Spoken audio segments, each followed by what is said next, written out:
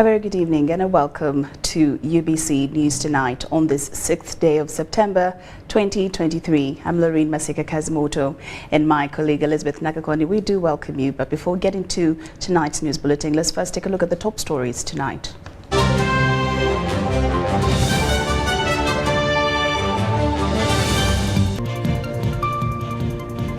In our top stories tonight, Museveni woos South African investors, preaches Africa's unity. Museveni advises NEMA not to allocate investors' land in Namamve Industrial Park. UNEB releases 2023 exams timetable as PLE candidature registers a drop. And Speaker Among breathes fire over absenteeism by parliamentarians.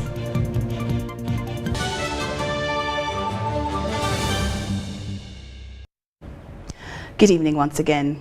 President Museveni has emphasized the importance of African countries uniting to harness their investment potential. Museveni was speaking at the closure of the Uganda-South Africa Business Summit in Munyonyo. The summit themed accelerating investments and trade between Uganda and South Africa aimed to strengthen economic ties between Uganda and South Africa. We have the details. The two-day Uganda-South Africa Business Summit, which has been taking place at Speak Resort Munyonyo, has closed with commitments to foster seamless trade between Uganda and South Africa. 3. Export of roasted coffee from Uganda to South Africa, which will more than double our current exports of $1.2 million. Number 4. MTN partnership with an assembling plant for cell phones in Uganda. Number 5, expression of interest from South African company to invest in manufacturing of ammonium fertilizers using green energy, of which Uganda has plenty. Number 6, increase by 4-fold the tourist arrivals, including weekly charters from South Africa to Uganda. Presiding over the closure ceremony, President Museveni called upon South African investors to collaborate with Uganda so as to fully tap into Uganda's economic opportunities. The potential is very big. Countries like this one here have got everything. There's nothing that we don't have here in Uganda. Agriculture, minerals, forests, everything is here. And I think we are beginning to work on it, because these economies here, like especially this one here, has got a lot of hydro capacity. You have heard that until recently, 68% of the people were outside the money economy. We are to bring in the army to distribute coffee seedlings for these people, villagers, to join the money economy by growing coffee.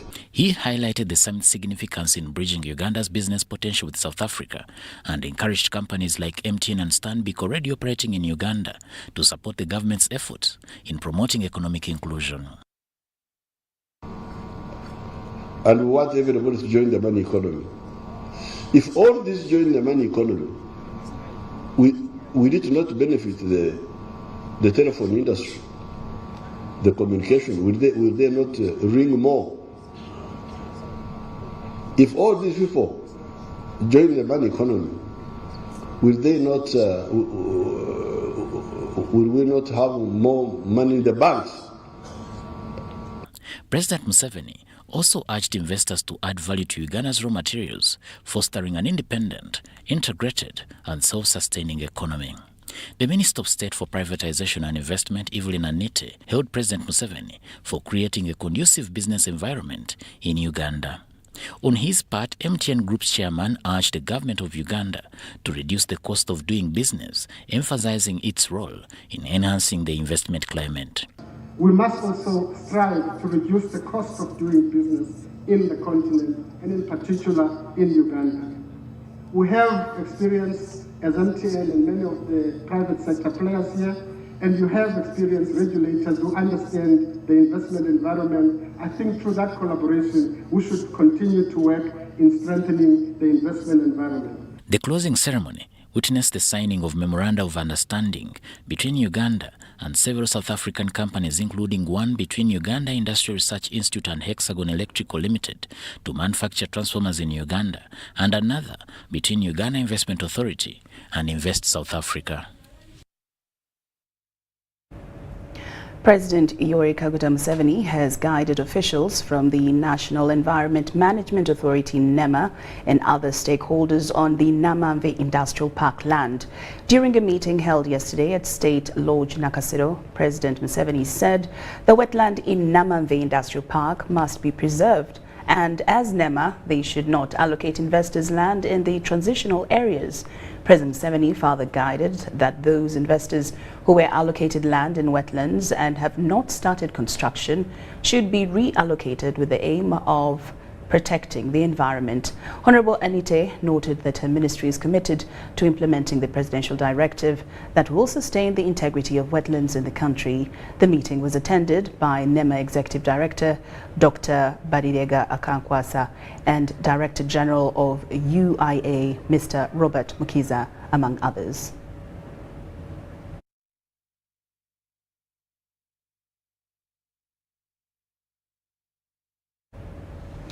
Uganda National Examination Board has released the 2023 examination timetables for primary leaving examination, Uganda Certificate of Education and Uganda Advanced Certificate of Education. Executive Director, Uganda National Examinations Board, Dan Odongo, says the examinations of this year will begin on Friday, October 13th, 2023, with a briefing of the UCE candidates and the end on 17th November. PLE examinations will begin on November 7th with briefing of candidates and end on the 9th of November. The UACE examinations will begin on the 10th of November with briefing and end on the 1st of December 2023. Total candidates registered across all education levels for this year's 2023 final examinations commencing on Friday, October 13th, with briefing of UCE candidates is 1,224,371 candidates compared to 1,280,131 registered in 2022. These learners were registered from a total of 20,921 examination centers. 2023 total female candidature is higher than that of males, standing at 622,890 learners compared to the total male candidature of 601,481 learners. 2023 total PLE candidature is 749,371 learners, with male candidature at 357,797 learners, whereas female candidature stands at 391,574 learners. 2023 USC total candidature stands at 110,579 learners, with 63,327 being males, while 47,252 being females. This year's examinations will start with the Uganda Certificate of Education, which will commence on the 13th of October 2023 with a briefing of the candidates, and the first examination papers will be written on Monday, the 16th October 2023, with the first papers being Geography Papers 1 and Paper 2. This examination will continue up to November 17th, 2023, when the UCE examination will end. The primary leaving examination will be the next examination that we shall conduct. The briefing of candidates will be on the 7th of November 2023, and the examinations, as you are aware, takes 2 days, so we shall have on the 8th and the 9th of November the candidates will write that examination. And the final examination will be the Uganda Advanced Certificate of Education exam, which will commence on the 10th of November with the briefing of candidates, and this examination will run up to the 1st of December 2023. Notably, there is a registered drop of over 10% in the PLE candidature for 2023 examinations compared to last year, a fact which Odongo attributes to post-COVID stabilization, unlike during COVID-19, whereby many learners were given affirmative consideration for promotion. Crispus Arinitwe, UBC News. The Speaker of Parliament, Anita Annette Among, is to engage the executive to ascertain the motive behind the habitual practice of ministers failing to attend plenary sessions. Anita Among was forced to prematurely adjourn the Wednesday's sitting after the front bench was vacant. The move comes after several warnings by the Parliament's presiding officers. Take a look. It has gone on record that the plenary session for Wednesday 6th September 2023 was the shortest of its kind for the 11th Parliament after the Speaker exploded, having witnessed a vacant front bench. But we cannot come here as members of Parliament, waste our time, talk, nobody is to respond, and they are paid highly. Speaker Anita Among decided to adjourn the House until Thursday 7th September as she engages the executive on the way forward. We have 83 ministers. And for that reason, therefore, I first want to meet executive on this matter. Let's adjourn the House. Let's adjourn the House until we have this issue resolved. And we are adjourning the House to tomorrow too. It has become a habit that the ministers either dodge or fail to attend plenary sessions despite several warnings from the presiding officers of Parliament.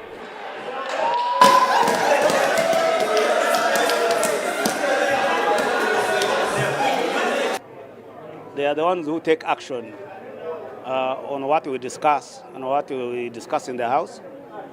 And therefore, if they are not available, if they are not present to take action, to take the resolutions of Parliament, to implement our resolutions, then it becomes a problem. Last week, the government chief whip, Hamson David Oboa, told Parliament that a rota has been secured for the ministers to follow and represent government in parliamentary sittings.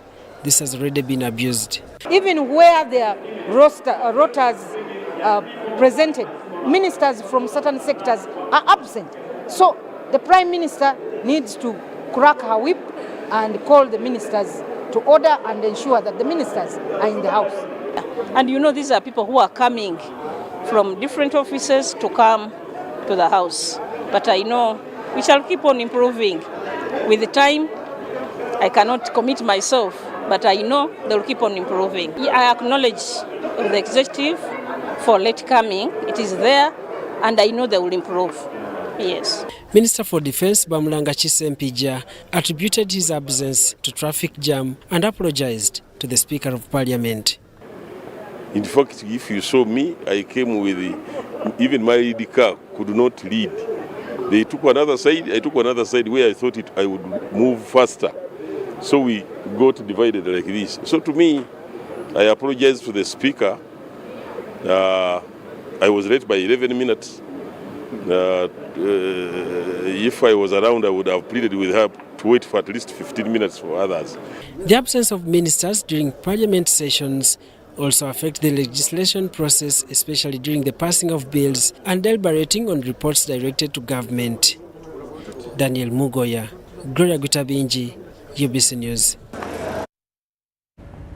The Presidential Press Unit wishes to inform the general public that the President of the Republic of Uganda, His Excellency Retired General Yoweri Kaguta Museveni, will at 8 p.m. tomorrow, Thursday, the 7th of September 2023, address the nation on security matters and other issues of national importance. The address will be aired live on all TV and radio stations, so please tune in.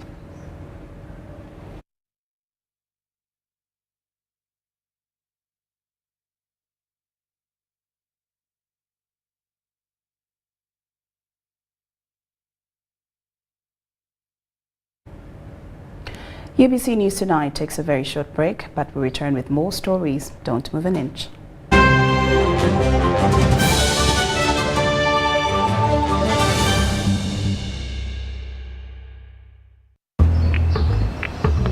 Water, please. Can I pay with Momo? No. Ha. Hey, can I pay with Momo?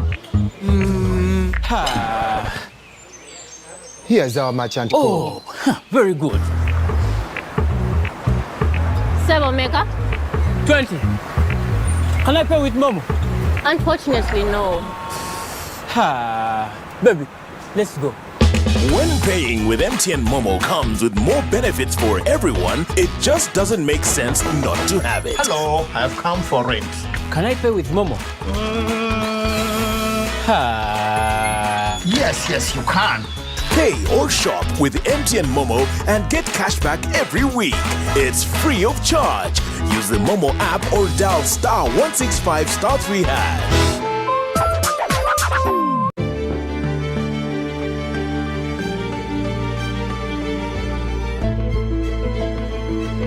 Uganda's oil and gas activities are undertaken in line with the updated environment legislation and benchmarked on international best practice standards in order to continuously ensure coexistence between the oil activities and Uganda's rich biodiversity. Following the award of the Environment and Social Impact Assessment certificates for the Kingfisher, Tilenga, and East African crude oil pipeline projects, various environmental and social management plans have also been developed to ensure sustainable development of the projects. The Petroleum Authority of Uganda is working with other regulatory bodies to monitor all oil and gas activities to enhance compliance and environment protection during oil activities. The Petroleum Authority of Uganda, creating lasting value in Uganda's oil journey.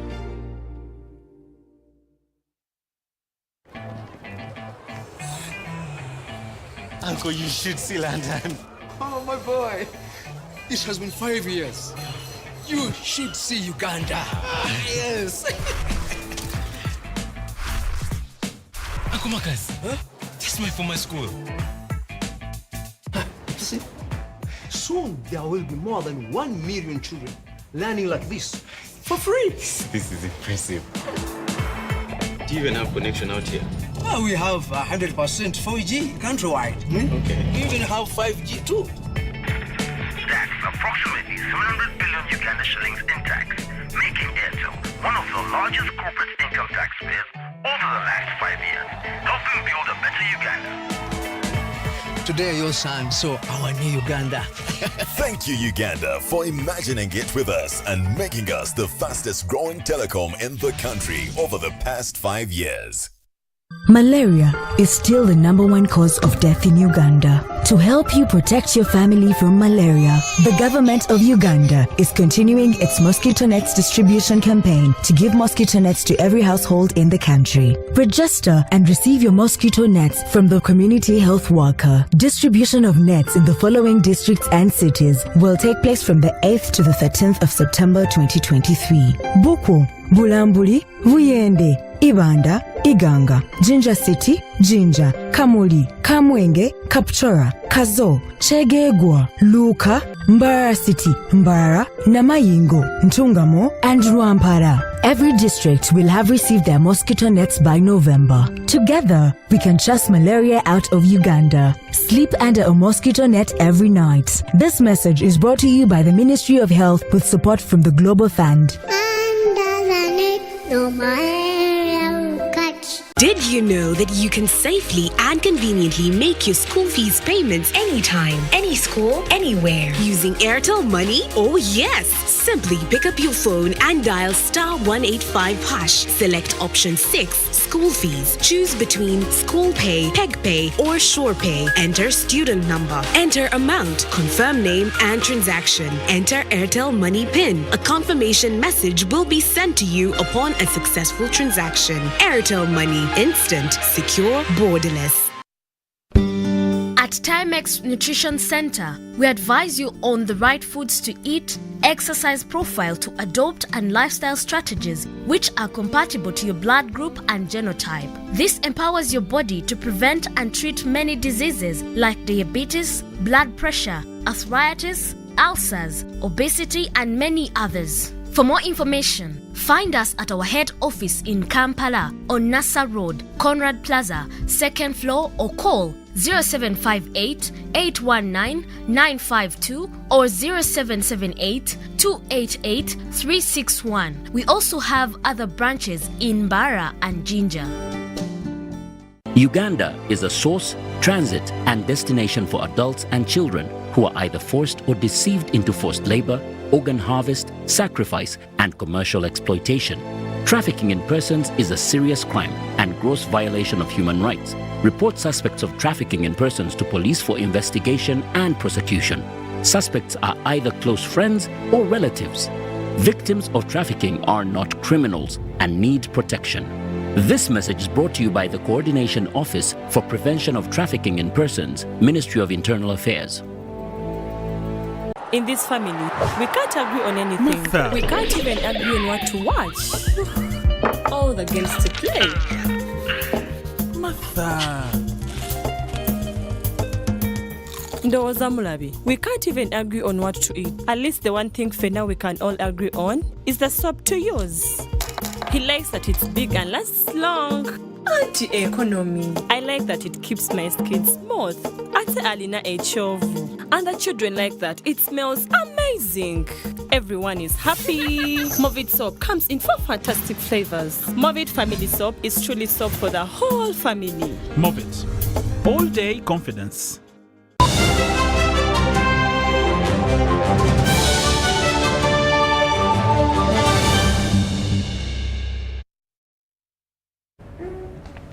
Welcome back from that break, and we're glad that you're still with us here on UBC News Tonight. Now, Uganda Police is to develop new principles that will guide policing services in Uganda to improve on the performance of the police force. Speaking during a consultative meeting in Aswa West Division in Gulu City, the Senior Commissioner of Police, Adija Namutebi, said police is in the process of developing a new policing doctrine to fill the gaps that existed in the old doctrine. We have more.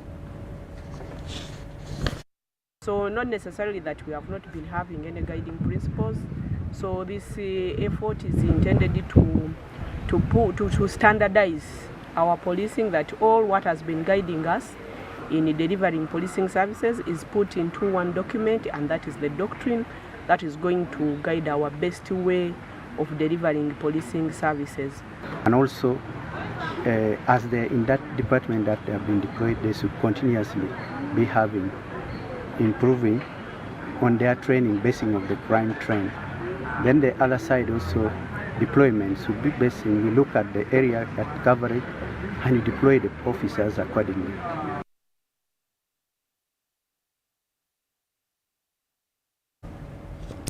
As NUP President Robert Chagulanyi Sentamu continues to traverse the country on the party's mobilization tour, thousands have flocked to Mbale City to receive the youthful party leader. And we have the footage.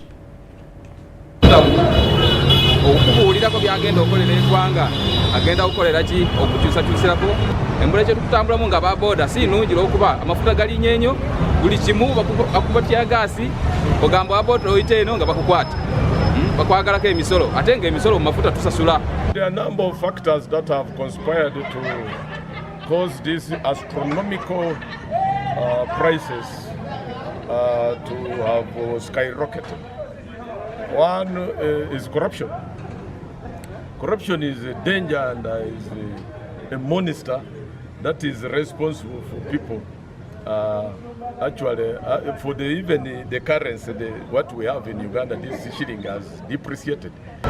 Lero nsanyusa nnyo mukulu waffe okujja Baby Wine Kyankalanyi, era tusanyusa nnyo leero ndowooza COVID tuleetera obuzibu, naye leero tulina amaanyi ate twebaza ne poliisi nga bwe tutandise okusanyukira omukulu waffe leero tuli bulungi si tyakaasi okufulumya tuli kutambula oba ku poliisi kiragira ddala nti omwamu ono yayingira abantu mu musaayi era tusaba katonda mu kaseera kano olunaku lwaffe lugweko bulungi. So corruption, which is endemic and systemic and which is deeply entrenched, is the major enemy to all sectors of government, and that's where we would want to concentrate focus before we roll out to other challenges. The farmers are wallowing in abject poverty, even when they have coffee that has the best aroma in the world, Arabica coffee, and whose world price is so high, so much in fact that even the farmers were well paid, if it were not that they are paid not peanuts now. If they were well paid, we would be economically independent. Now to some quite disturbing news. Legislators on the HIV/AIDS Committee have castigated officials from the National Drug Authority for not revealing information that farmers use ARVs to fatten pigs and chicken. According to National Drug Authority, the report on the misuse of ARVs in pigs and chicken was received in 2013. We have more details. Honorable Kakembo. According to the Senior Inspector of Drugs in the National Drug Authority, Amos Samanya, the use of ARVs in livestock farming is potentially dangerous since it can cause liver diseases. Told us sources of the drugs, possible sources which you know, but what about other drugs and other districts within the country? There could be a lot.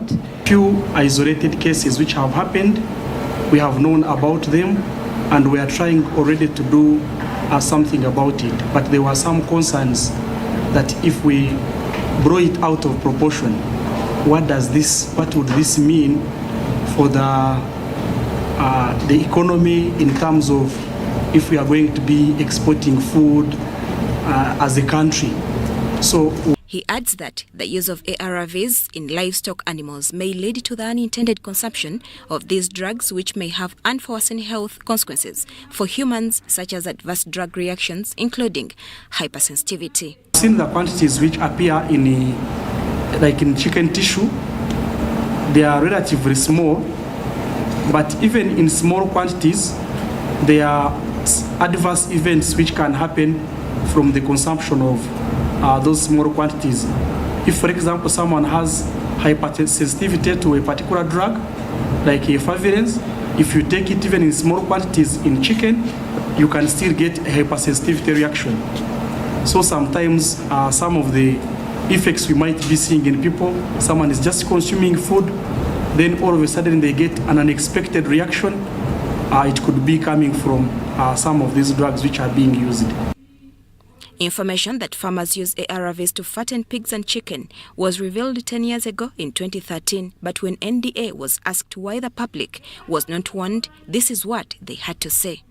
Now, when you say that drugs are picked from the centers, the patients themselves sometimes even go to the centers, some of these centers, and get the drugs not delivered.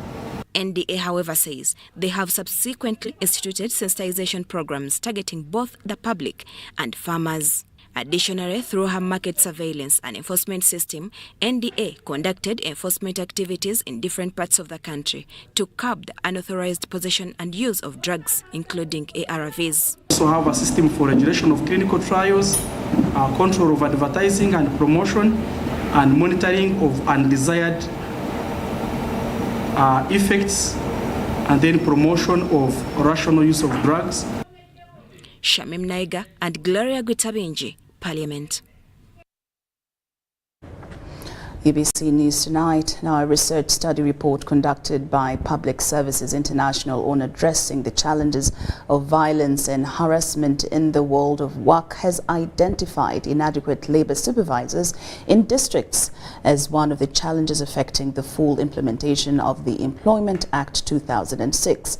The study was carried out in the sample public sector employees within the education, health and energy sectors. Solidarity forever.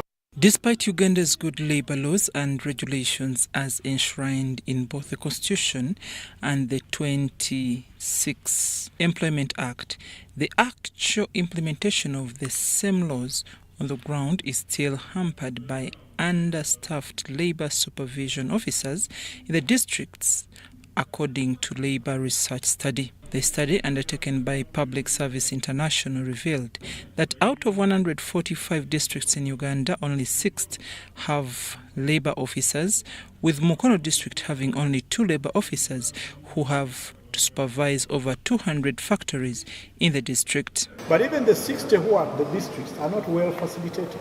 They don't have vehicles to move around the workplaces. They don't even have enough money to transport them to workplaces. Now you find challenges. You don't have so much power over these labor inspectors or labor officers because they are under the cow. Okay? Labour union leaders and government officials who attended a dialogue on violence and harassment at workplaces at Imperial Hotel in Kampala noted that some forms of violence and harassment in the sample sectors of health, education and energy include increased sexual harassment, intimidation, financial extortion, among others. The Member of Parliament representing workers, Dr. Abdulhi Biakatonda, called upon government to strengthen labour enforcement measures on the ground. So countries that have developed, economies that have developed like Malaysia, Taiwan, South Korea have actually put workers' issues at the forefront. So we urge government to utilize such dialogue which has been initiated today. Dr. Evelyn Akech, the Africa English-speaking countries sub-regional secretary for Public Service International, said that the dialogue outcomes will go a long way in addressing the challenges faced by Uganda's public and private workers. We are glad that we are able to have representatives from Ministry of Labour, Ministry of Education, Ministry of Health, Ministry of Finance, Ministry of Justice and also Ministry of Energy. This is a good start. Public Service International is a labour rights advocacy body working in 138 countries globally. To answer the bit of sensitivities, we equally Any public institution without a gender compliance certificate will not be allocated an annual financial budget. The chairperson, Equal Opportunities Commission, Sophia Nalule-Juko, says this requirement is in line with the Public Finance Management Act that requires all MDAs to be gender inclusive. This she emphasized as she toured National Livestock Research Institute, Nachesasa, where she challenged NARO to bring science and research closer to the people. Without this certificate, the Parliament of Uganda cannot pass any institutional budget. Sophia Nalule-Juko is a woman on a mission. She seeks to ascertain the extent to which National Agriculture Research Organization, NARO, is being compliant with gender inclusiveness. Her first stop is the Animal Vaccine Research Laboratory, where she finds a lady PhD holder actively participating. We actually liaise with the universities. If they have students who have research funds, we encourage them to come and do their research. Narule is impressed. I would like to request NARO to broaden your manufacturing of the vaccines so that you can first of all satisfy the local consumption, but also we can export these vaccines. Not so long, she is taken through the biogas manufacturing process. Here, animals are fed, cow dung harvested, and biogas processed for energy. So that water where carbon dioxide has been trapped forms a weak carbonic acid. Narule, herself a scientist, is equally astonished. And by using that gas, we can actually, it can take us a long way to prevent our environment by not cutting down the trees. We should be allowed with the enabling laws to be practicing all the advances in science so that when something happens in future, we are part and parcel of the people who discuss the solutions. What now remains is taking narrow activities closer to the people. There's so much work being done. There's so much innovation. There's so much technology. There's so much value addition. The idea is bought by NARO.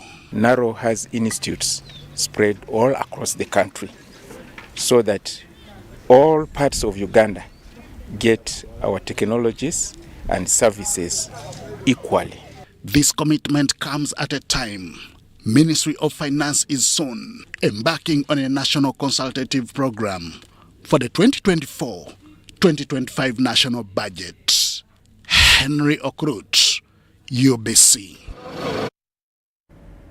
The Minister for Public Service, Muruli Mukasa, has emphasized the need for government institutions to assess the implementation of the NRM Manifesto 2021-2026, the National Development Plan 3 Strategic Direction. Wilson Muruli Mukasa was addressing the senior management and team building planning retreat for this year 2023 at the offices of the National Records Center and Archives. The Ministry of Public Service has organized a staff planning and team building retreat that has brought together the ministry's political leadership, technical and support staff. Minister of Public Service, Wilson Muruli Mukasa, has urged all government institutions to exercise the ethics of servant leadership in public service, working together and support their institutions to create a desired work ethics as mandated and steer the national public service agenda.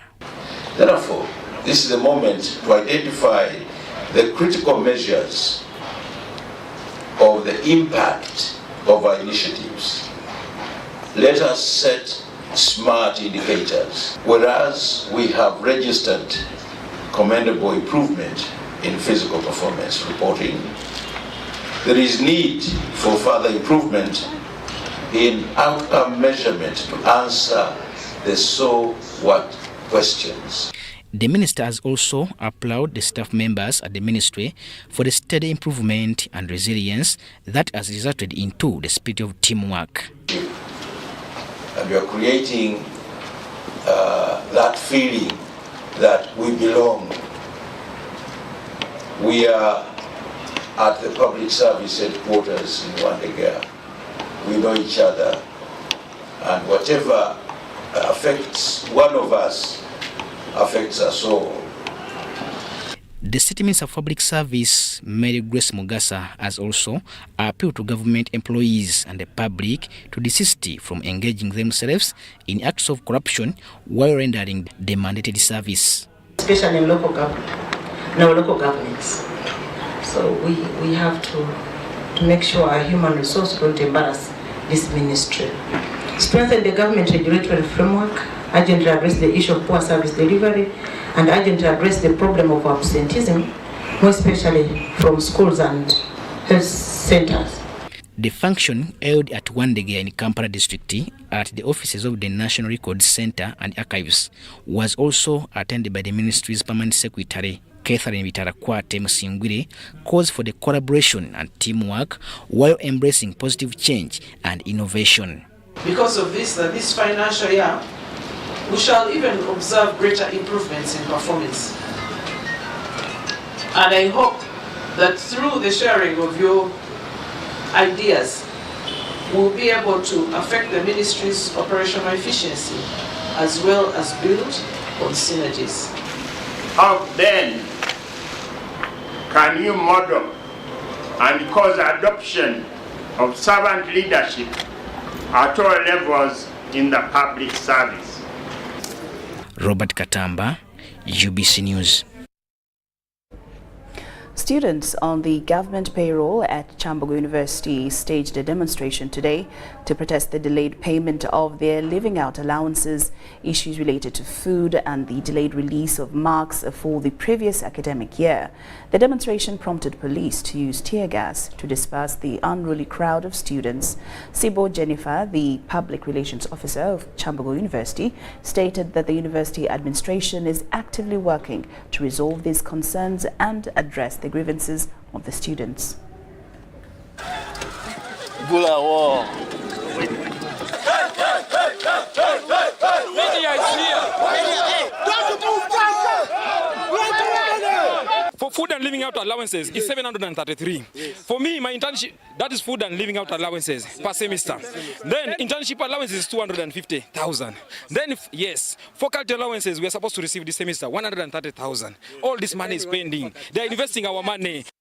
We've already paid more than a half of the government-sponsored students. They are living out and food allowances. And more than 3 halls were paid. Then two halls are not yet paid. But the payment is in process. By Friday, we hope students are going to have gotten their money. They paid some 2 halls. That is actually they paid 3 halls. Pal, North Hall and Kulubia. They segregated 2 halls, Mandela and Nanziri. That money is being invested. We are aware last time we striked and they gave us the money that time. Where was that money coming from? We are calling on to the Parliament to audit the university. But these students who are going to be paid, they'll be paid half because the university received a quarter release, not a semester release. And therefore it means we received half. So we've paid all the money that was released. And then the remaining balance will be paid when we get the second quarter. We asked for our marks. The guys were like, the management, they told the management that we don't have the what? They have not yet received the marks from the lecturers. And when we went back into there down to deep down the information, we found that unfortunately the lecturers were not being paid for 9 months. That's why they never released their what? They never released the results for us. And up to now we don't have the results.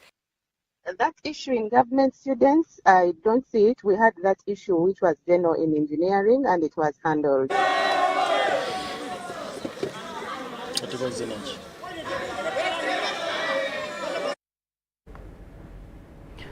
The Joint Security Forces of UPDF and police in Karamoja sub-region is investigating circumstances under which leaders and some district officials participated in the selling of suspected stolen animals. On the 3rd of August, security forces in Karamoja arrested business people, truck drivers and impounded with 112 animals for using ungazetted routes in Kwen District, Sebei sub-region. We have more details on this report. In May this year, the Joint Security Forces in Karamoja sub-region introduced 2 gazetted routes for livestock traders to use while exiting Karamoja and of Nandunget in Moroto district and Rum in Karenga district. Using very many routes, over 8. And some of those routes, they were not part of the authorized routes. Some of those routes, bad guys have been taking advantage. Some of those routes, you have been waylaid and stolen. Yes. We sat and said no. We designed routes where you were supposed to pass. All trucks from Amadat, Nabiratuk, Nakapiripirit, to use Moroto Napak and Katakwi to Soroti exit. Karenga Kitugum. On 3rd, security officers at Chepsekunya checkpoint in Kwen district, Sebei sub-region, arrested traders and truck drivers for using ungazetted routes. From Kareta to Moroto, it is broken down. 112 animals were found on the 3 trucks, but only 109 were on the movement permit. You said cows were almost 120. Yes. After you buy the 109, who bought the other cows? Those ones are taken back. We arrested the businessmen and some sellers. They are in our custody at 3rd Division. According to security officers, the animals had dates of purchase which was ahead, that is to say 4th and 9th September. During interrogation, the business person revealed that he bought those animals with the help of senior district leaders. Chairman Pipe called you saying what? Did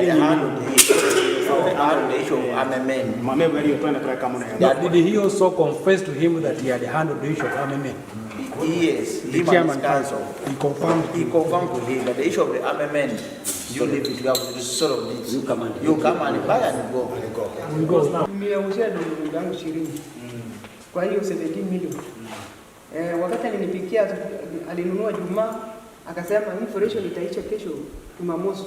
Kama ikifika Jumapili information imeisha. Nitaleta gari. Sasa aenda chunga hii ng'ombe. Nikaenda kuchunga mpaka siku ya Jumapili asubuhi akanipigia sasa. Nimeongea na yeye sasa hivi ati imepata ati mtu ya business hakuna wasiwasi. In Amodat, because a number of names of the leaders of Amodat, including the veterinary officers, including the chiefs, are still being featured in that raid. Means that they were conniving with those people to steal these animals. They revealed that animals were sold on a Sunday, which is not a market gazetted day. Adom also revealed that he bought the animals between 500,000 and 600,000 for big bulls. But these other ones here, 500, 400. Has that always been the prices which you normally buy? That's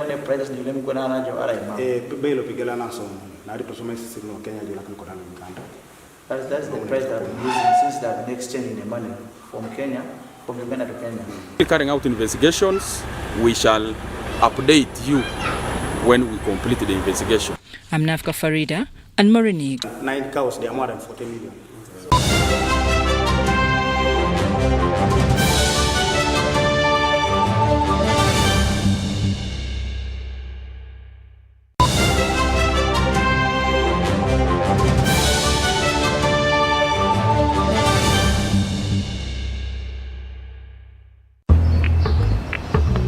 Amazi nsobola okusasula ne momo no ha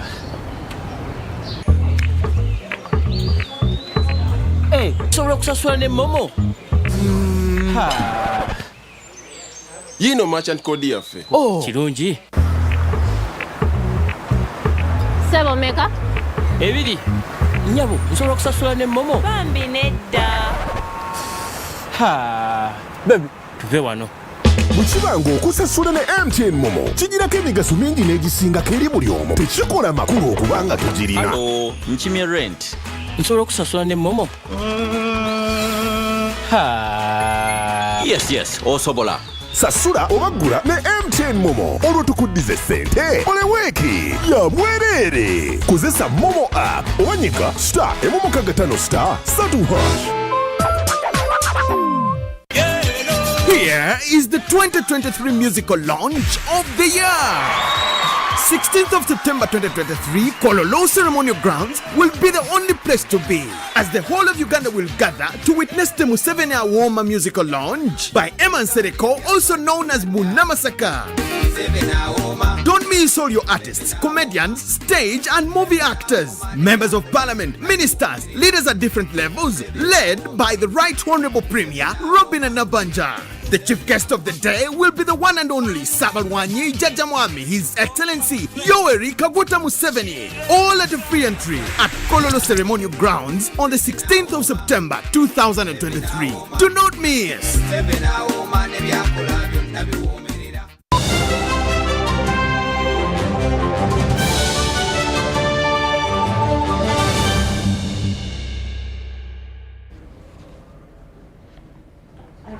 Welcome back from that break, and now into the business scene. Some of the private sector investors credited President Museveni for leveraging support towards the private sector, saying it is the way to go. This was during the Uganda-South Africa Business Summit, which took 2 days at Speak Resort, Munyonyo. We have more details. President Museveni was received at the closure of the Uganda-South Africa Business Summit by the Minister for Investment, Honorable Evelyn Anite.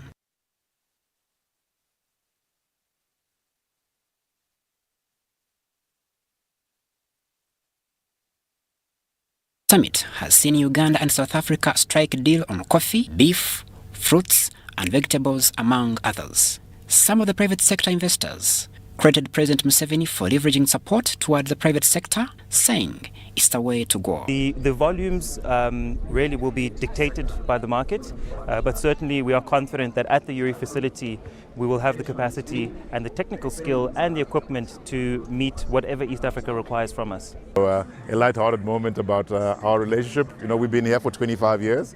And as you are in a market for 25 years, from time to time, there are things you resolve. We always resolve them. But I think you got to treat that as a light-hearted moment by them. Uganda's ambassador to South Africa, Paulo Amoro, says such engagements have made the trading relationships between the two countries stronger. In the engagement around the visa waivers for ordinary passport holders, as we speak, we already have agreement on the official passports and diplomatic passports that do not require any visas to go into South Africa. So what we are on, and when President Museveni was in South Africa in February, they were able to give us their blessings, him and his counterpart, President Cyril Ramaphosa, and senior officials meeting from different sectors and departments were able to agree on a number of areas that we will cooperate on, and visa was one of them. We agreed on a roadmap that we think by October,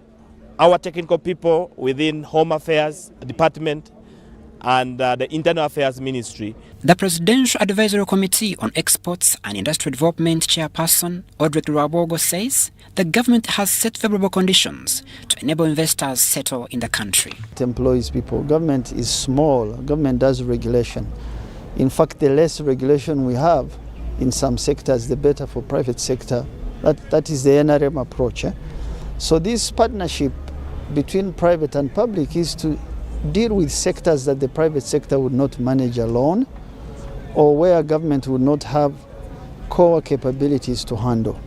And so that's what the president talks about. Where Crispus Arinitwe, Wycliffe Mudachi, UBC News. All that is required to summon the wisdom to organize the world to do what it's supposed to be done to curb the climate crisis. This was the appeal of John Kerry, the United States Special Presidential Envoy on Climate, while delivering his speech at the Africa Climate Summit in Nairobi. Kerry's clarion call was amplified by the global leaders, experts and climate activists in attendance. Dennis Segor reports. The war against climate change can be won if fundamental decisions are made. This was the call by many leaders and heads of organizations at the Africa Climate Summit. Immanuel Kant, one of the great philosophers of that time, wrote, "Science is organized knowledge. Wisdom is organized life." Well, right now, if you look around you at the life we all lead all around this planet, the science and the knowledge are unequivocal. All that is left for us is to summon the wisdom to organize the world to do what we know we have to do. I said we need to have a conversation about carbon tax. And I mean we need to have a conversation about carbon tax. Yes, we believe it is the only way, it is among the ways that we can raise additional and adequate resources for us to finance our development. Africa suffers to a great degree the worst impact of climate crisis. Of the 20 countries that are severely impacted by climate change in the world, 17 are in Africa. This is unfair, but in the long run, playing the blame game is not the answer. A more pragmatic approach is for Africa to be a key player in the research, in the search for global climate solutions.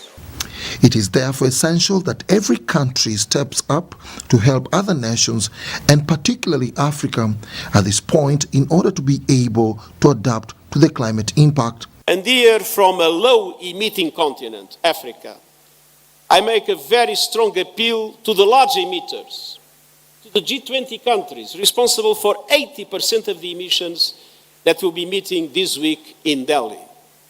Assume your responsibilities.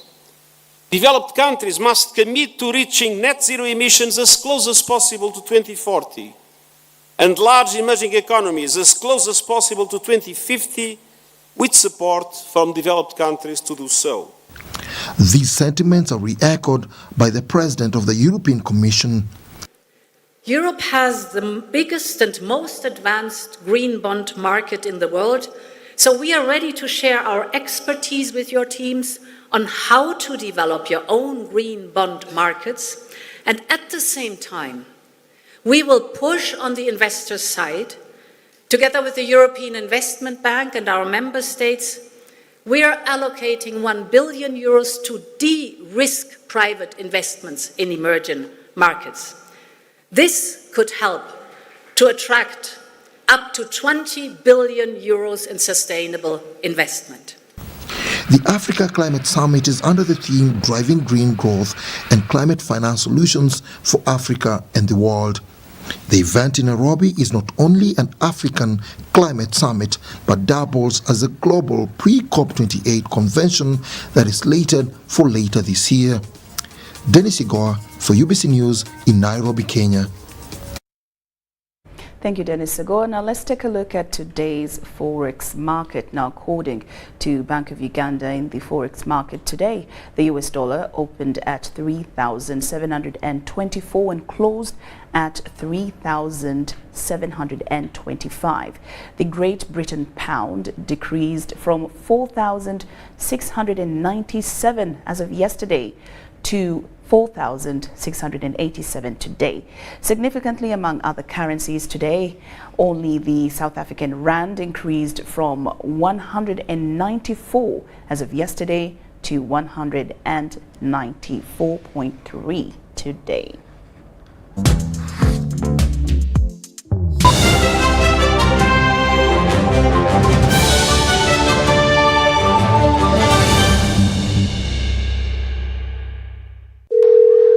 Hello, Mom. How did you sleep? How is Salongo? Oh, Mommy, how is Grandma? And Simba, the dog, yeah, the funny one. Call Bona on any network in Uganda with Airtel Bona voice bundles. Dial *100*1#, select Call Bona to choose bundles from as low as 1,000 shillings from daily, weekly, monthly, or bundles that don't expire. Call Bona on any network in Uganda with Airtel. A reason to imagine.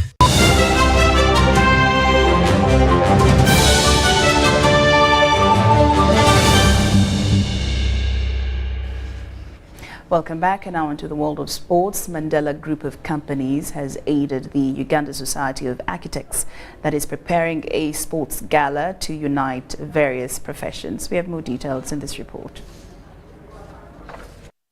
A historic sports gala to bring together different professions like doctors, lawyers, teachers, engineers and accountants is in the offing. It's organized by Uganda Society of Architects and scheduled for 9th September at the Chambogo Cricket Oval. What is the USA Sports Gala? This is something that was started last year as the means to look into the welfare of our members, to get them off the heavy, hectic work schedule, the rat race, the fast pace of this world that is constantly keeping us on our computers and making us forget everything else that actually makes life.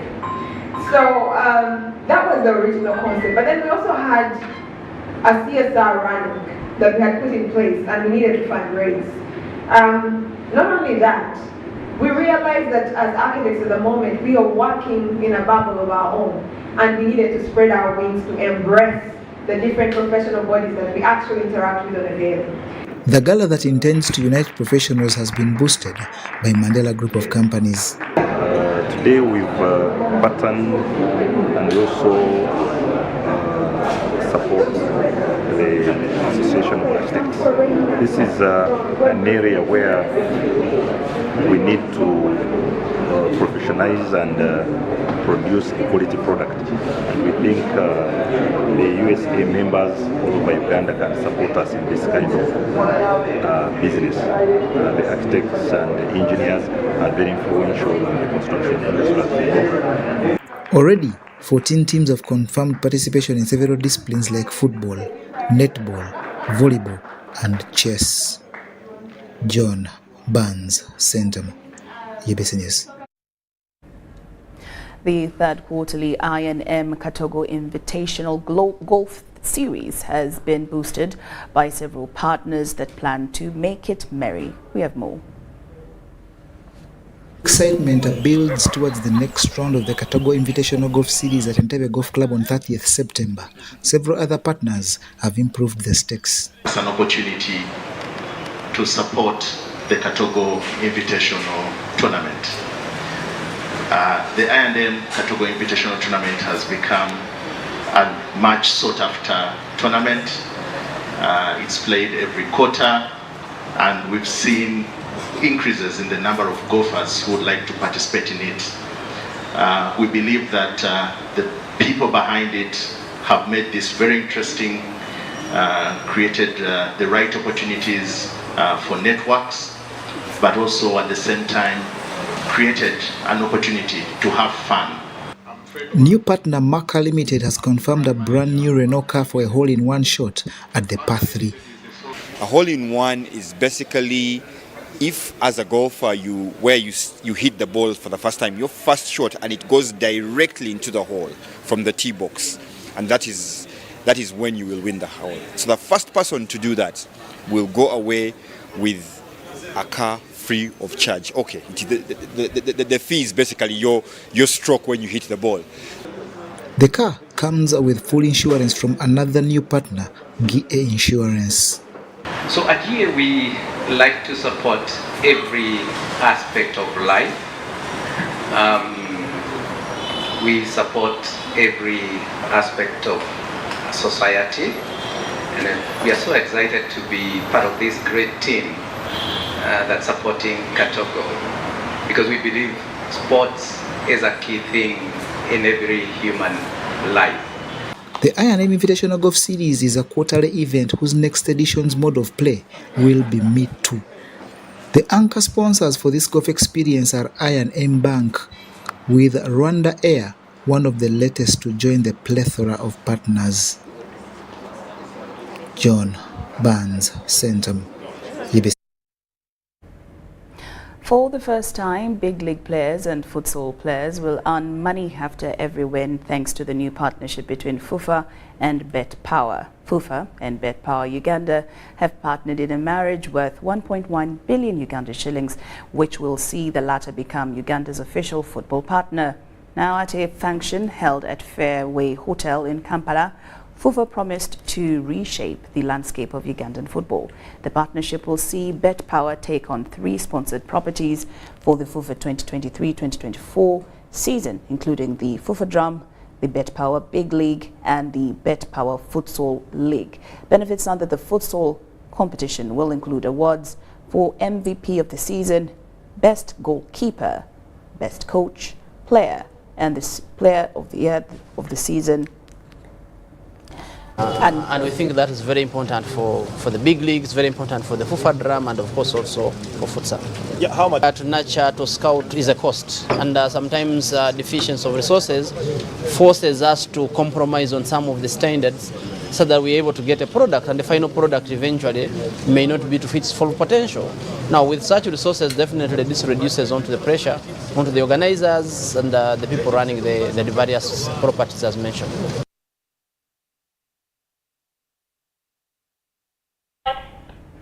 We'd like to thank you so much for your company as we were taking on UBC News tonight. Well, do not forget to enjoy the best show in the land, Behind the Headlines, with Timothy Nyangweso. They'll be discussing a very interesting topic. You do not want to miss that.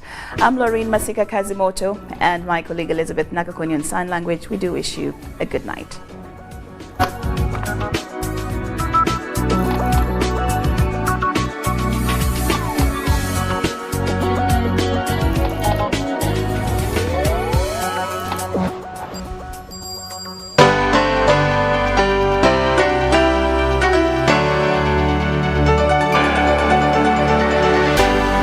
UBC, inspiring Uganda.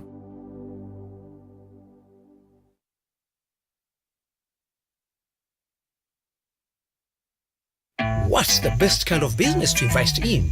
One that connects Ugandans border to border with high-speed broadband 4G and is the first to launch 5G?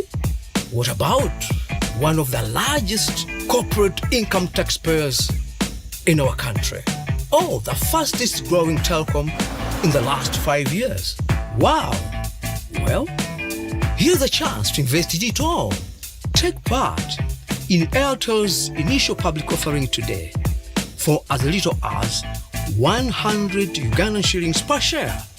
Remember, a retail investor gets 5 incentive shares for every 100 they buy and 6 incentive shares if they purchase using Airtel Money. Dial star 185 star 85 hash now to get started.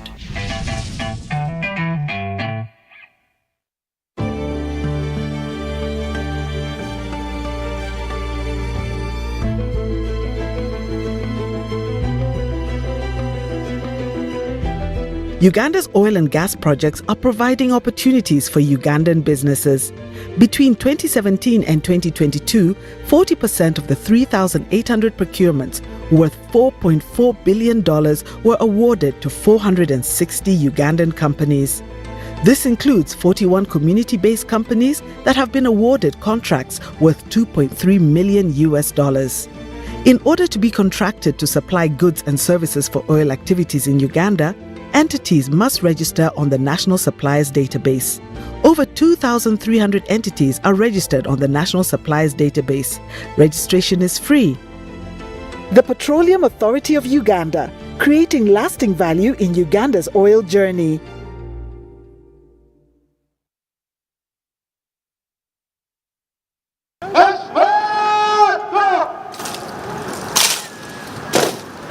Uganda Prison Service is to hold a pass-out ceremony of cadet assistant superintendents of prisons, cadet principal officers, and recruit warders and wardresses on Sunday 10th September 2023 at Kololo Ceremonial Grounds. The guest of honor will be His Excellency, the President of the Republic of Uganda, General Retired Yoweri Kaguta Museveni. On this event, wearing of a face mask is mandatory and a COVID-19 test is compulsory within 72 hours before the D-Day. Please be advised to visit the prison's designated COVID-19 testing centers. Testing will be done between 6th to 7th September 2023.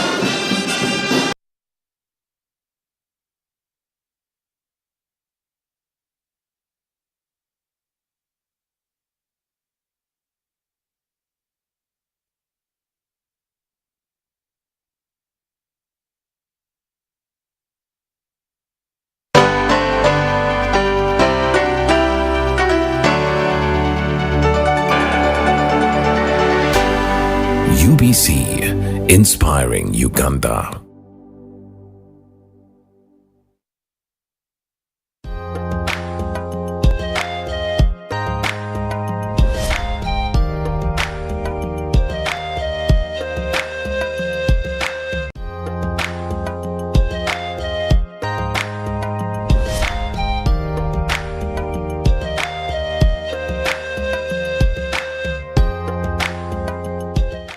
Super Soul Sisters, and you're here with me, Roena Kajum. Of course, the team is also excited to bring you our Super Soul Sister today. We always tell you it will be young, it will be old, it will be just right in between there. But we get women who are going to inspire you, okay? And with us today is Chantal Katana. She is doing some amazing things for a young girl, yes? Many of us are waiting for capital, many of us are waiting for the right time, many of us are still discovering ourselves and who we are. Many of us are still thinking we have a lot of time to eventually get into investing and doing other things. Now, you might be the type of person that feels like it's not my time yet. I need to first, do whatever and come to getting into personal business, which is also fine. But we bring you different journeys, okay? So that you can pick something. Maybe if you're like a certain person who's here or another person who is here, we are meant to show you that young women and women all together can do so many things. I always say, if it is not a biological problem, the biological issue. Let's allow women get themselves in spaces because they can do so many things. Because some men will say, oh, you're lying, women are not equal to men. Yeah, in a biological sense, we're all not equal to the other because everyone is bringing something to the table. But when I see young women like you, Chantal, saying, you know, the world is having a lot to offer, but I also have something to offer. Yes, I must say kudos to you. But you're very welcome. I'm very grateful to be here. I've been watching the show, I'm a fan of the show. Yes. I actually, I didn't even think I would ever be here. I mean, come on, when Mommy was here, she was talking about you and all the great things you did. And for us, that's important. Yes, that's important. So tell us, Chantal Katana, I used to ask the same questions, but you know, Chantal Katana, who's Chantal Katana? Well, Katana is a very rare name. Sorry, yes. But it's of the Mpeo clan. Okay. Yeah, and I am 20 years old, recently from high school, coming to the campus life, and basically what I do now is I'm a CEO of a startup, me and my friends. It's called Shuvera. We make waterproof shoe covers to protect your shoes from rain, mud, or when it's dusty. Or when entering people's offices or houses. Yes. That's a new use we actually discovered. That sometimes you don't want to enter someone's house and take off your shoes. Yeah. So you can just put it on, and then when you get into someone's house, you know you stay comfortable in your shoes. That is very true. Yeah. And then, so who are your parents? My parents, so with my mom, Fauzia Nachiwaneka. Yes. She's an actress with the Ebonies, and she's also a CEO of Fuzzy's Bites and Cakes, which is a company side in lockdown to bake cakes, you know, sweets and all these things. Then my dad is Mr. Kasobia Roni. Yeah. So he also was an actor before when he was young, but then he delved more into the business side of it. And that's what he's doing right now. Okay. So 20, that is young, you guys. 20, that is young. But what do you remember most from your childhood growing up? Because here you are, having parents who are in the world, the creative world. That means half the time they're probably busy. I don't want to speak for them, but I would assume half the time they're probably busy. They look at life differently from what most people would probably look at life like. I want to know, I want to go into the life of a daughter of actors and creatives and things like that. Yes. Okay. Well, I think from a young age, people would normally relate me to my mom a lot. So I think for the biggest part of my life, I would try to hide it. Yeah. Like a teacher, she didn't know me because I was very stubborn. I was more into I liked acting ever since I was young in classes, because I've been to 2 primary schools. Yes. And I think the very first one, I was so active in leadership still, but then I would never miss out on MDD, I would never miss out on class presentations. I would always be in that. So being around them from where they work, I would always have that thing. It just grows on you, you know. That is true, I can imagine. The acting field, you see what they do and how much they put into it, and you just see yourself thriving in that industry as well, because of what you learn, because of what you see, and I think so that had a really big effect on me at the same time. So were you ever like wanting to be a part of something like this? Did they ever take you along to see some of these things? How, as a child, were you engaged in their lives in some sense? I was very much. I think my dad left before I was old enough to like start hanging out with them. But then my mom was still there. So I would go a few times. They would need a young child to do this on stage, be the angel. Yes. So they dress me up, pick me from school, then I go. So it was very interesting, very, very nice. And also knowing that the person you call uncle is like a famous person. I know. You know, that kind of relation was also very good for me, I would say. That is good. So did you ever feel maybe alone, or did you ever feel like, you know, you were in a different world from your friends, you know? Well, I think I was, but then I think most of the friends I had were rowdy. Oh, okay. Like in the sense of they would go with the vibe. Oh, okay. Because I was an only child for some time. So that gave me the space of friends were like my family, my cousins, my friends. So you'd always find someone who matches your vibe. Yeah, someone who's always like, your cousins and friends in school. And yes, my cousins. I have a cousin who's a pianist. She plays piano. Oh, that's lovely. And I happen to play guitar. So that kind of vibe also matches as well. So I think finding people who do the same thing as you kind of brings that gels you in, yeah. in that environment. So what schools did you go to? Let's start from primary. We can't go any further than that. Let's do primary if that's okay with you. Primary, my first school was Mild Care Parent School. Okay. Which is in Munyonyo. I was there from baby up to P3. Okay. Yes. Then my mom got me away. And you're saying it like there was a reason. No, okay, it was good, but then some of my cousins were in City Parents. Oh. And City Parents was kind of now closer to my mom's workplace. So it was easier. And so my cousins were there, so it kind of was like, oh, let's take Chantal here also. That must have been fun. Yeah, I think I would say I had good experiences in all schools. Then P3, I went to City Parents. There I joined in P4 now. Oh, okay. P4 up to P7. And I met like a whole class of different students. Oh, yeah, can you different imagine? from Mild Care, different from now City Parents. They had different kinds of relations, different language. So I also related to that. Then for secondary, I went to Seta High for O-level. Seta High School Mukono. The one, oh, okay. Because there's two now. There are like many. Now there are more than two now. Now I think there are like 4.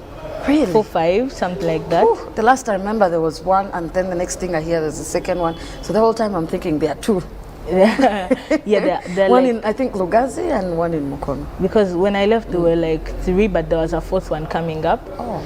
Because I think Mwingo would, he's I think Honorable Mwingo would buy a school and then sort of make it better, reinvent it, bring in the SETA brand, and so that it can compass a whole range of students from different places. So what was it like though? SETA. Going into secondary school, boarding, you know, being away from mom and dad. Yes, it was now something else. I can imagine. From what I would at home, you know, you eat whenever you want, you do what.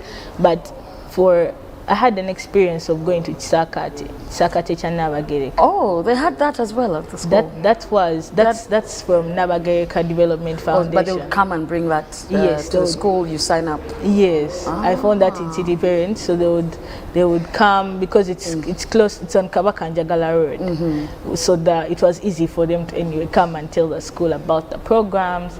And then my mom signed me up. So I went for 4 years straight. Wow. It was at the beginning of the year in January. So in January, for the 3 weeks of January, you would go to... Which class is this? I think I went from P5, going into P5, P6, P7, then S1. Wow. Those beginning years. Okay. And so I'm curious now.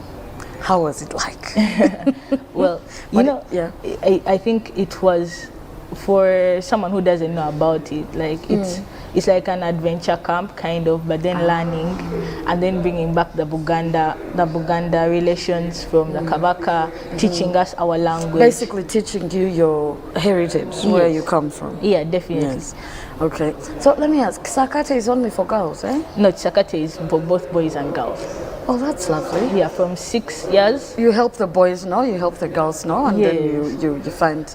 Oh, that's good. So what are some of the things you learned while you were there? Because it is a different setting from when you're at school, dealing with different, kinds of people, different cultures, different, What was that like? What's some of the things that you did that you feel that you as Chantal, you learned from it? Well, now, first of all, it's like the experience would be like they go to a certain school, so it's like they rent out the school. Ah, okay. And so we live in a boarding kind of session. Oh, still same feeling like you, okay. Yes, so I didn't have that before, but then now I was in a day school, So going into Sakati gave me the feel of boarding. So before you went to boarding? Before I went to boarding. So Okay. we learned so many things. We learned peeling, how to do empombo. I learned how to tambulango muganda. Okay. It's that kind of, you give your father's house, your grandfather's house, your what your clan and everything. So I got to learn a lot from that. I got to learn a sport called woodball. Yeah. Uganda Woodball Federation would bring in people to train us to learn all these things. So the sport was actually, I got love for it. Nice. Yes, got a few certificates for it, 2 medals. That's good. So the training really helped grow you in that aspect. You know, the previous year if you played, you'll be better than next year. Yeah. And so they elevate you. You to make the sure team. you do better. Yes, you make sure you do better. So it was a very wide range. So when you came back, you knew how a woman or men, how they should behave. You knew how to behave in public. You knew Definitely, how to do certain things to take care of yourself. Now we do talk about women empowerment. And when we talk about women empowerment, so many times we might misunderstand it. It is okay when we talk women empowerment for our women, if they choose, or if you choose, or whoever chooses, to still be able to take care of themselves, to still be able to cook themselves a meal. Some people think, oh, why are you teaching her the typical, or you know, you're putting her in a position of a woman must cook a meal. No, it's okay. Just as the boys, I'm sure they taught boys how to cook as well. Yes, we cooked with boys in teams. Exactly. Yeah. I think it's also okay that we teach our girls to look after themselves, you know, to keep themselves clean around their space, to cook, to work and do so many things. But at the same time, we should be training our boys to do the same things, to cook, to clean, to keep their space around them, you know, organized and set, because these are human skills, yeah? True. Not woman skills. It has nothing to do with biology, that if a boy washes dishes, he's going to stop being a boy. No. It's or that if a boy washes dishes, he has become weak. No. Or if a boy cooks, he has become weak. Or if a girl decides to cook, or now we are putting her in that space of a woman. So I do appreciate that you mentioned both boys and girls. They put you in teams and you are both learning how to cook, how to do certain kind of work and things like that. Did you find it hectic at some point when you had just started out? Well, for the first time, I thought I was only going once. You're like, this is it, holiday, and I'm done. Only once. Yeah. And then my mom signed me up the next time. Oh. And then the next time, and then the fourth time. I think it was more of a different experience for every year I went. Yeah. And that's something that I'm grateful for. Like you said, my mom was a bit busy, yes. But she still made time to give you certain to give me certain things. And now Sakati was an added advantage, I would say. So it was a very fun experience. That's nice. So then you go to senior one, you've already experienced the boarding life. You go to senior one and you still go back.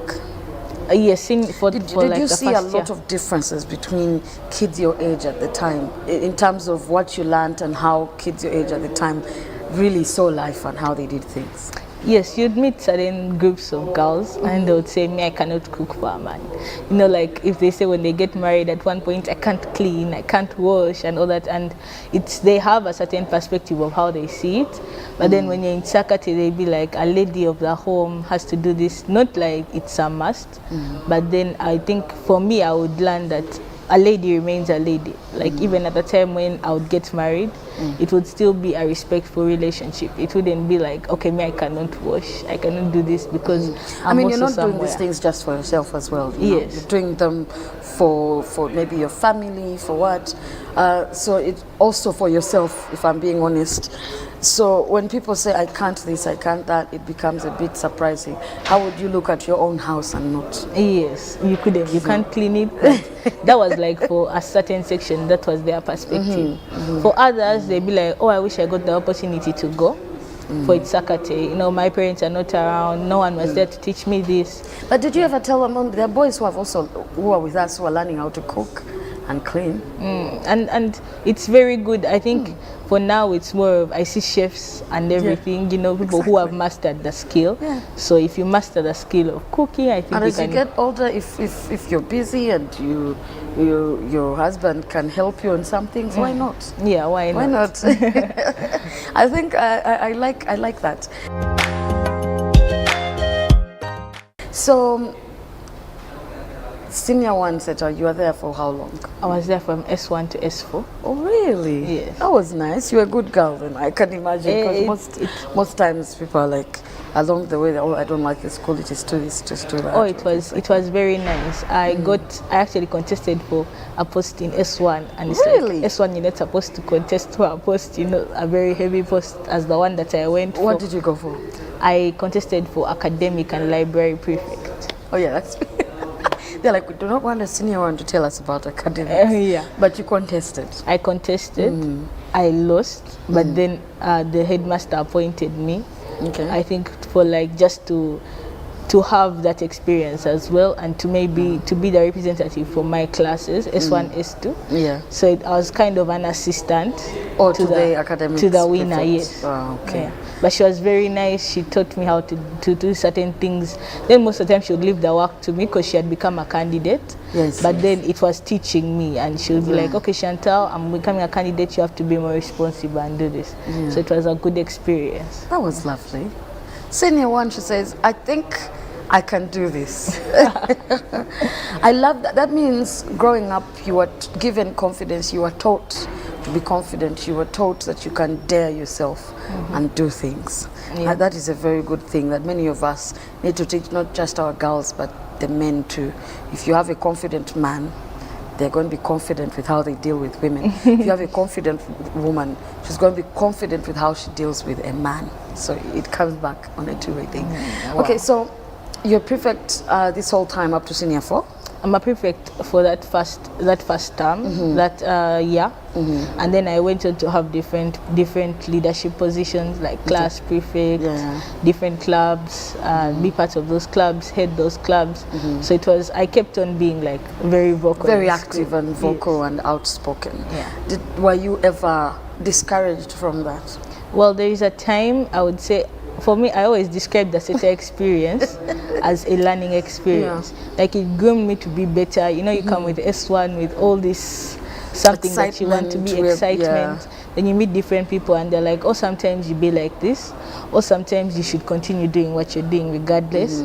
So I think it taught me to be more confident. But then there are people who, there was some intimidation, of course. Yes. Like any other. As a young girl, you shouldn't be that vocal yes, out there. very many people would come. Some would be discouraging, but then the people I kept around with were more vocal, and I listened to them more. Okay, that's and good. I kind of developed I discovered who I am. Yes. I like this conversation, and I want to point out something. You know, we need to train our boys, our men, mothers of boys, and sisters to, you know, but let's learn one thing. And I think today we see a lot of adult men being offended because a woman has